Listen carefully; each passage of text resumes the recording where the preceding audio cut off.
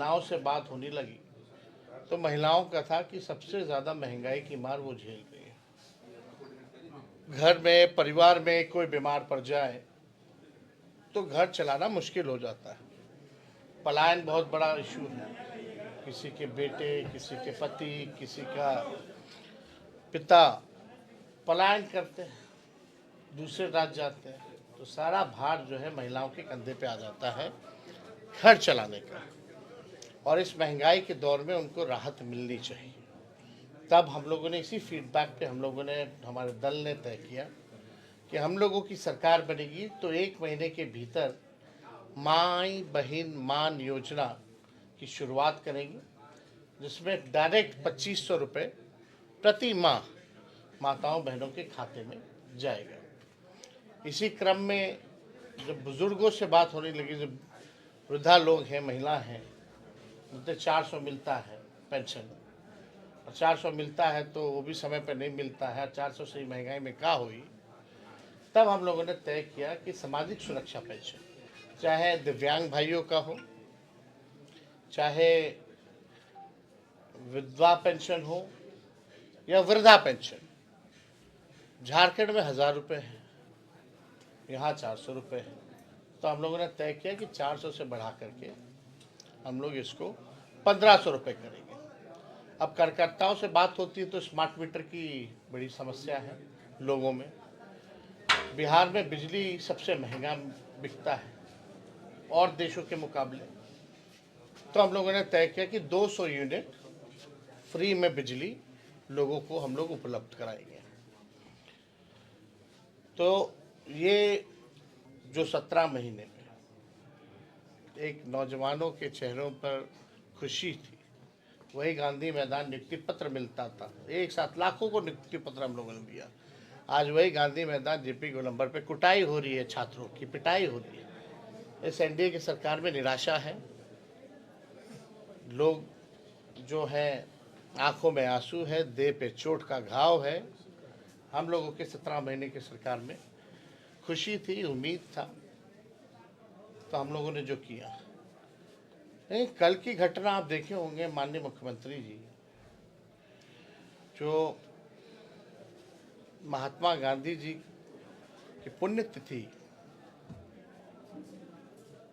जिसमें नथुराम गॉडसे जी ने महात्मा गांधी को गोली मारी, उस कार्यक्रम के दौरान जो राजकीय कार्यक्रम जो चल रहा था, जिस तरह से माननीय मुख्यमंत्री जी ने ताली मारी, या उससे पहले आपने देखा होगा कि माननीय मुख्यमंत्री जी बोले कि पहले कोई महिला कपड़ा पहनती थी, या उससे भी पहले आपने देखा होगा कि किस तरीके से जो मंच का संचालन करती है महिलाएं सरकारी प्रोग्राम में, उसको पकड़ लेना, या उससे पहले आपने देखा होगा जिस बात विधानसभा में जिस प्रकार का उन्होंने वक्तव्य दिया, जिस प्रकार से आपने भी देखा होगा कई कार्यक्रमों में 2-2 मंत्रियों को पकड़ के टीका से टीका लड़वाना। अब ऐसा लगता है कि माननीय मुख्यमंत्री जी अब योग्य नहीं रह गए हैं, बिहार को चलाने में अब वो सक्षम नहीं रहे। और एक अद्भुत है, कल तो मुख्यमंत्री ताली मार रहे थे, स्पीकर रोक रहे थे, लेकिन मुख्यमंत्री एक ऐसा डिप्टी सीएम, लोल डिप्टी सीएम को बनाए हैं कि वो भी ताली मारने जा रहा था, वो रुक गया 3-4 बार मुख्यमंत्री जी ताली मारे तो बेचारा जब तक वो शुरू कर रहा था, मुख्यमंत्री जी रुक गए नहीं तो 2-4 और ताली मारते मुख्यमंत्री जी, तो वो भी पीटने लगते। मतलब आप समझ सकते हैं कि किस प्रकार से बिहार जो चल रहा है। 200 राउंड गोलियां बिहार में चल रही हैं, अराजकता का माहौल है। लोग प्रेस कॉन्फ्रेंस करके मीडिया में बयान दे रहे हैं कि हमने चलाई है और चलाएंगे। आरा में, भोजपुर में परसों हुआ, और अभी शायद मुजफ्फरपुर में कल की घटना है वहाँ। यानी बिहार में ऐसा कोई दिन नहीं है जहाँ 500-500 राउंड गोलियां नहीं चलती हो। बिहार में प्रतिदिन 500 राउंड गोलियां चल रही हैं। बिहार में लॉ एंड ऑर्डर का क्रिमिनल डिसऑर्डर हो चुका है, और डबल इंजन की सरकार, एक तरफ भ्रष्टाचार है, एक तरफ पूरी तरीके से आप देखिएगा तो अपराध का इंजन लगा हुआ है। कोई पॉजिटिव बात नहीं हुई है। एक पॉजिटिव काम बता दीजिए, 1 साल से ज़्यादा हो गया इस नई सरकार को, कोई काम अगर इस सरकार ने किया हो तो ये पूरी तरीके से भ्रष्टाचार का अड्डा हो गया है। और मुख्यमंत्री जी के हालात को देखते हुए हमने बार बार कहा है कि असली सुपर सीएम जो है वो डीके बॉस है, और डीके बॉस जो है वही जो है बिहार को चलाने का काम नहीं बल्कि बर्बाद करने का काम कर रहा है। और आने वाले दिनों में उनका काला चिट्ठा जो भी है डीके बॉस का, वो हम लोग खोलने का काम करेंगे। और आने वाली सरकार उनकी पीढ़ियों का भी, जिन लोगों ने भी बिहार को लूटने का काम किया है, उनके पीढ़ियों से भी वसूलने का काम करेगी, जिस प्रकार से इन्होंने बिहार को बर्बाद किया है। इसमें हम लोग कोई कोताही हम लोग छोड़ने वाले नहीं हैं। जिस प्रकार से ये लोग दुरुपयोग कर रहे हैं प्रशासन का, शासन का, पूरी तरीके से अफसरशाही लागू है। मुख्यमंत्री के कहने के बाद भी स्कूल का टाइमिंग नहीं बदला जाता है विधानसभा में, तो आप समझ सकते हैं कि मुख्यमंत्री की क्या हैसियत रहेगी।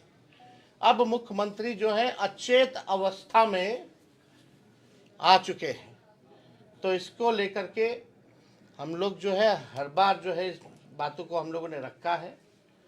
और आने वाले समय में जो है पूरा काला चिट्ठा, कहाँ कहाँ अमेरिका से लेकर के दुबई से लेकर के कौन कौन कंपनियां हैं, कैसे इन्वेस्टमेंट हुआ है, वो सब चीज़ जो है हमारे पास धीरे धीरे आ रहा है। एक बार इकट्ठा हो गया तो हम सारी चीज़ों का भंडाफोड़ हम लोग करने वाले हैं। बिहार को जिन लोगों ने लूटा है उन लोगों की, हम लोगों की आएगी सरकार तो इन लोगों को छोड़ने वाले नहीं हैं। या जब तक हम जिंदा हैं तब तक ये बात को हम भूलेंगे नहीं कि इन लोगों ने क्या किया है। तो बिहार में चाहे दो दो उप मुख्यमंत्री हों, और आश्चर्य की बात है कि एक मंत्री है, बहुत चहेते मंत्री है, एसी, मुख्यमंत्री के जो एसी हैं,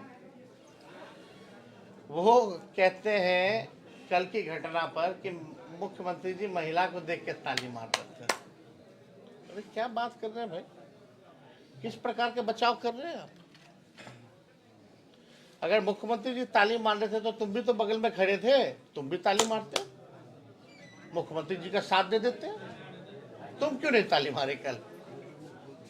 तो ये बात जो है अब बिहार जो समझ गई है, 3-4 लोग जो हैं लूट रहे हैं, 2 लोग केंद्र में हैं, 2 लोग यहाँ हैं, कुछ रिटायर्ड अधिकारी हैं। यही बस जो है बिहार चलाने का काम नहीं बल्कि बिहार को बर्बाद करने का काम करना है। और कोई जब थोड़ा दिन रुक जाइए, बस ज़्यादा दिन नहीं, समय आने जो सदन अब अधिकारी में है कि मंत्री, विधानसभा अब चालू होने वाला है ना। विधानसभा चालू होगा तो हमारा फर्ज बनता है कि सबसे पहली बार हम नेता विरोधी दल हैं, बजट सत्र होगा, और जब खजाने की लूट हो रही है तो सत्र में हम लोग बोलेंगे विधानसभा में, तो आप लोगों के पास आ ही जाएगी।